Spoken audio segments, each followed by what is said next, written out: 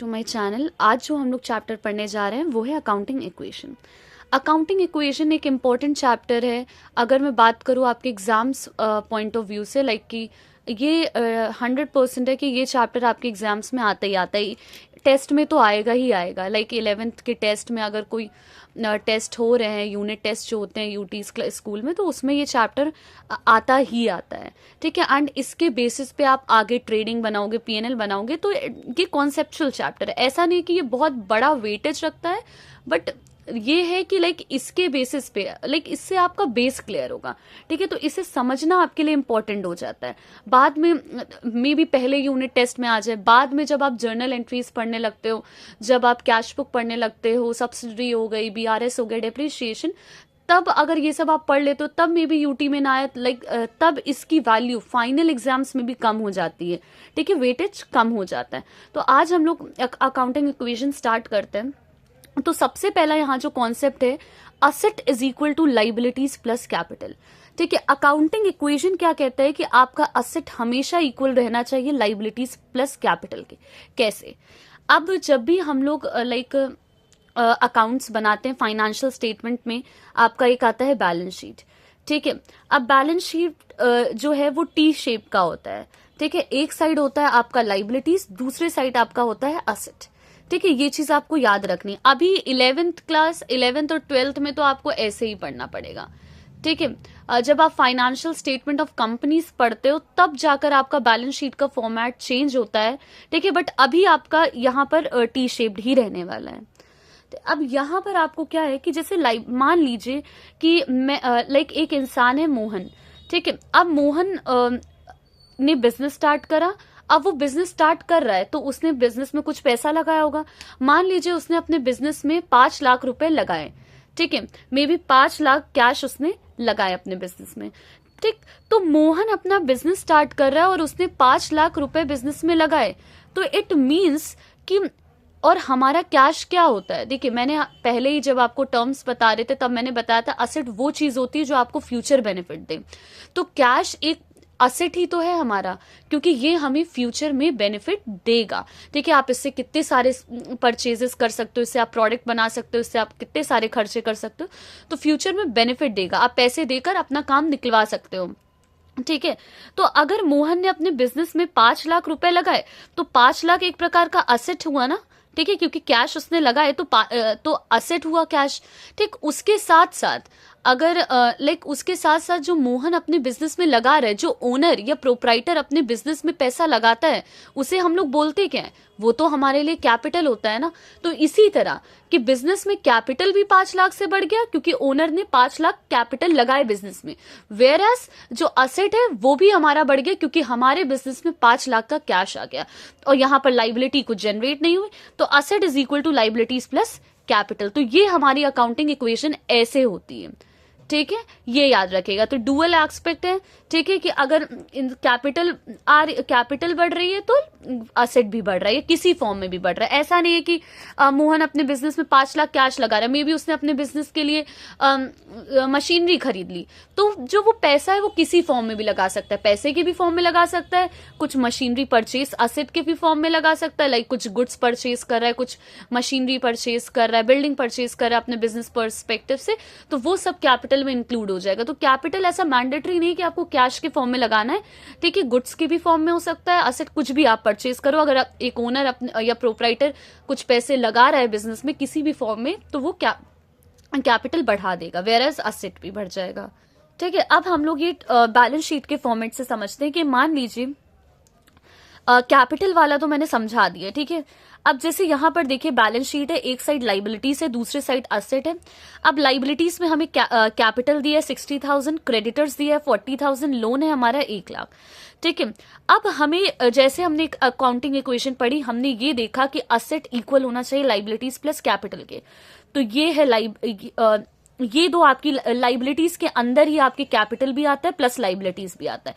ये हेडिंग यहाँ लाइबिलिटीज डलती है पर उसके अंदर कैपिटल भी आता है और बाकी चीजें जो होती हैं वो आपकी लाइबिलिटीज होती है।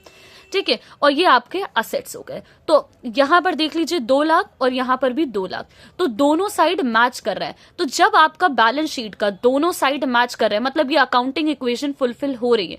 तब हम लोग मानते हैं कि आपने अपना फाइनेंशियल स्टेटमेंट सही बनाया, क्योंकि आपका बैलेंस शीट मैच कर रहा है, मीन्स आपकी अकाउंटिंग इक्वेशन करेक्ट है। ठीक, अब यहां पर क्या हो रहा है, मान लीजिए आपने गुड्स आप बिजनेस कर रहे हो, आप गुड्स बना रहे हो, तो आपने गुड्स बनाने के लिए किसी से सामान परचेज करा, मान लीजिए रॉ मटेरियल्स खरीदा, तो जो रॉ मटेरियल्स खरीदा बट आपके पास पैसे नहीं थे देने के लिए, पैसे नहीं थे देने के लिए, तो आपने उधार पे खरीद लिया। ठीक है, तो उधार पे जब किसी इंसान से आप सामान खरीदते हो, तो आपने उनसे बोला कि मैं थोड़े दिन बाद तुम्हें पैसा दे दूंगा, तो आपको जब बाद में पैसे देना है तो मतलब ये आपकी लाइबिलिटी क्रिएट हो गई, तो इसी को कहते हैं क्रेडिटर्स। ठीक है, कि मान लीजिए आपने किसी से उधार पे सामान खरीदा और उनको फ्यूचर में देना है आपको, तो वो आपके क्रेडिटर्स। ठीक है, अब आपने गुड्स खरीदा होगा तो आपके बिजनेस में गुड्स भी आए होंगे। ठीक है, तो 40,000 के क्रेडिटर्स, मान लीजिए आपने फर्नीचर खरीदा था, मान लीजिए आपने फर्नीचर खरीदा था। ठीक है, तो 40,000 के फर्नीचर आपके बिजनेस में आ जाएंगे। ठीक है, 40,000 के फर्नीचर आपके बिजनेस में आ जाएंगे। ठीक, वेयर एज आपने उधार पे सामान खरीदा है, तो 40,000 से आपके क्रेडिटर्स भी बढ़ गए, 40,000 से आपके फर्नीचर तो आए, बट उसी के साथ साथ आपने उधार पे लिया था तो आपकी उधारी भी बढ़ गई। तो यहां पर यह बताता है कि अगर असेट आपके बढ़ रहे हैं तो आपका यहां पर क्रेडिटर्स भी बढ़ रहा है, तो कहीं ना कहीं से घुमा फिरा कर आपके असेट होंगे इक्वल लाइबिलिटीज प्लस कैपिटल से। ठीक है, ये चीज। अब मान लीजिए बिजनेस कैपिटल लगाया ओनर ने, मान लीजिए 60,000 का, तो 60,000 किसी भी फॉर्म में हो सकता है। मान लीजिए कैश एंड बैंक में आपके 60,000 पड़े हो, कि बिजनेस में लगाया है कैश 60,000, तो 60,000 बिजनेस में कैश हो। ठीक है, इस तरीके से जब हम लोग करते हैं, मान लीजिए हमने लोन लिया है बैंक से मशीनरी परचेज करने के लिए। ठीक है, हमने लोन लिया है बैंक से मशीनरी परचेज करने के लिए, तो मशीनरी 1 लाख की आ गई और लोन 1 लाख का हो गया। ठीक है, तो ये बस याद रखिए कि असेट हमेशा इज इक्वल टू होगा लाइबिलिटीज प्लस कैपिटल के। आई होप आपको ये समझ आ गया होगा, अगर नहीं समझ आया do ask me later on. ठीक है, अब यहाँ पर हमारा आता है जो इलस्ट्रेशन 2 है हमारी अकाउंटेंसी बुक। ठीक, उसके हम लोग क्वेश्चंस करना स्टार्ट करते हैं। मैं मोस्ट ऑफ द क्वेश्चंस मैं आपको करवा दूंगी। ठीक है, तो यहाँ पर आज हम लोग जो क्वेश्चन करने वाले हैं वो इलस्ट्रेशन 2 है। अब यहाँ पर आप कैसे करोगे, पहले आप समझने के पर्सपेक्टिव से करना, ना कि बुक में जो फॉर्मेट दिया है कि लाइक असेट को बहुत ज्यादा स्पेसिफाई कर दिया, उसमें गुड्स भी हैं, हाँ असेट्स भी हैं, कैश भी है, इस तरह स्पेसिफाई कर दिया। अभी इतना मत जाओ, पहले आप समझ लो कॉन्सेप्ट को, तब आप धीरे धीरे आगे बढ़ना। ठीक है, तो सबसे पहले आप अगर अकाउंटिंग इक्वेशन करना है तो यहां पर आप बना लो asset is equal to liabilities plus capital. ठीक है, अब यहां पर क्या लिखा है, Mukesh started business with cash. अब मैंने बोला कि यहां पर लिखा है Mukesh started business with cash. अगर बिजनेस कैश से स्टार्ट कर रहा है तो बिजनेस में क्या आया होगा, कैश आया होगा। तो कैश हमारा क्या होता है, असेट, तो आपका 80,000 से असेट बढ़ गया।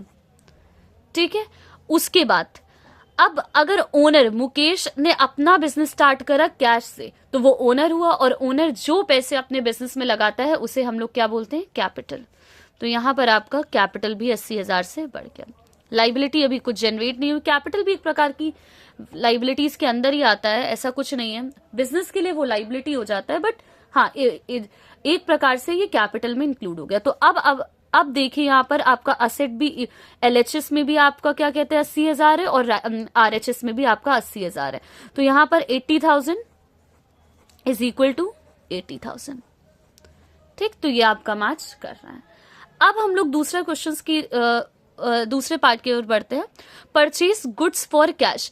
अगर अब यहाँ पर सबसे पहले आप जो करो वो अकाउंटिंग इक्वेशन बनाओ, asset is equal to liabilities plus capital. ठीक, अब अगर गुड्स परचेज करा है, ठीक है, तो हमारे बिजनेस में क्या आ रहा होगा, गुड्स आ रहा होगा, और गुड्स भी तो एक प्रकार का असेट है, गुड्स भी तो एक प्रकार का असेट ही है ना। हमारे बिजनेस में कोई चीज आ रहा है, उसको बेचकर आप पैसे ही तो कमाओगे, तो हमारे बिजनेस में गुड्स आ रहा है, आपने गुड्स खरीदा, आ रहा है। ठीक, तो असेट हमारा बढ़ गया, 28,000 के गुड्स आपके बिजनेस में आए। ठीक है, बट आपने वो 28,000 के जो गुड्स है वो खरीदा किससे है, कैश से खरीदा ना, आपने पेमेंट करके। तो आपको नहीं लगता कि अगर आपके बिजनेस में गुड्स आए हैं तो आपके बिजनेस से कैश गया भी तो है, आपके बिजनेस से कैश गया, और कैश भी हमारा क्या है, एक प्रकार का असेट है। तो माइनस असेट में से माइनस हो जाएगा 28,000। अब यहां पर ना कोई लाइबिलिटी हुई ना कोई कैपिटल हुआ, और प्लस माइनस माइनस होता है तो 28,000 प्लस का माइनस, तो यहां पर भी 0 आ जाएगा। तो 0 is equal to 0, LHS is equal to RHS। Next question यहाँ पर है परचेज गुड्स ऑन क्रेडिट। फिर से जैसे कि हम लोग स्टार्ट करते हैं कि asset is equal to liabilities plus capital. अब परचेज गुड्स, आपने गुड्स परचेज करे तो आपके बिजनेस में गुड्स आए। गुड्स क्या होते हैं? असेट होते हैं। तो 20,000 से आपके गुड्स बढ़ गए। ठीक, अब आपने क्या कैश से गुड्स खरीदे थे, ठीक है, पैसे तो दिए नहीं, ठीक है, आपने क्या करा? क्रेडिट पे खरीदा। क्रेडिट का मतलब होता है उधारी पे खरीदा। यहां अभी क्रेडिट का मतलब डेबिट और क्रेडिट नहीं हो रहा है, यहां पर क्रेडिट का मतलब यह है कि उधार पे खरीदा, कि मतलब बाद में आप पेमेंट दोगे। तो मैंने क्या बताया था कि जब आपको किसी को बाद में पेमेंट करना रहता है तो ये आपकी क्या हो जाती है? लाइबिलिटी। वो इंसान आपके लिए क्रेडिटर्स हो जाता है, ठीक है, जिसको बाद में पेमेंट करना होता है। लाइक आपने गुड्स खरीदे और आपने किसी इंसान को बोला कि आप मुझे गुड्स दे दो पर मैं पैसे आपको बाद में दूंगा। तो जिस इंसान को आपको बाद में पैसे देने हैं, आपने उनसे गुड्स परचेज करा है, तो वो आपके लिए क्रेडिटर्स होता है।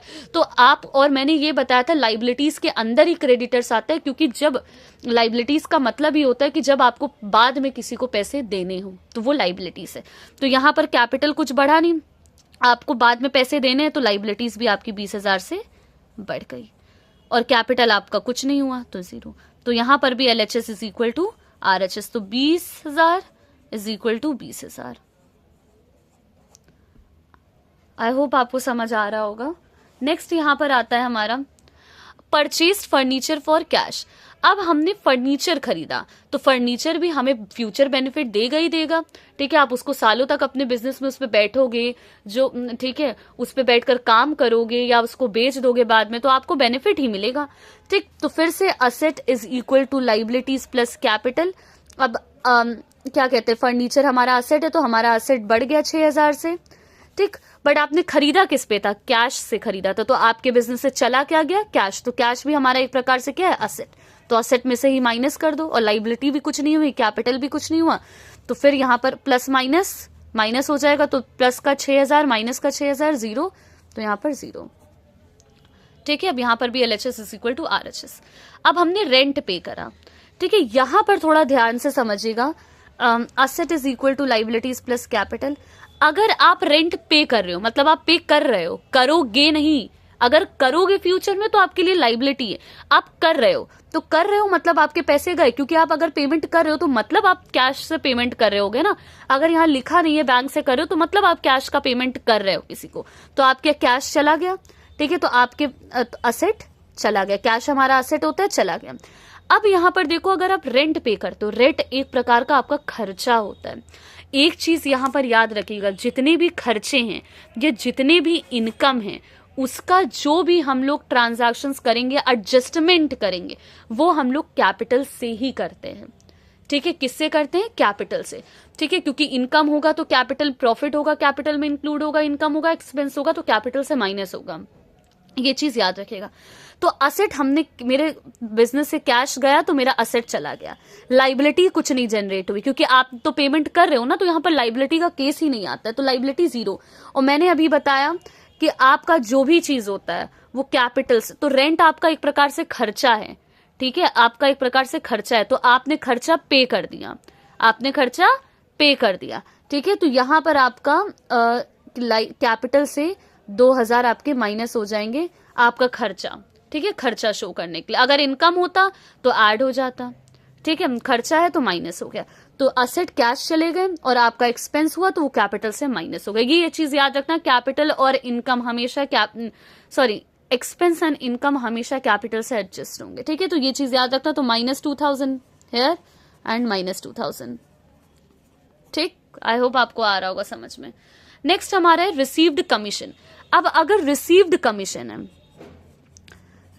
कमीशन है तो आपको नहीं लगता कि हमारे बिजनेस में पैसे आ रहे होंगे, क्योंकि कमीशन मिल रहा है तो मतलब पैसे आ रहे हैं, तो ये आएगा नहीं। जो चीज फ्यूचर में आपको मिलेगा वो असेट होता है, यहां पर आ रहा है, ठीक है, अभी मिल रहा है आपको कमीशन, तो आपका कैश बढ़ गया, तो असेट आपका 500 से बढ़ गया।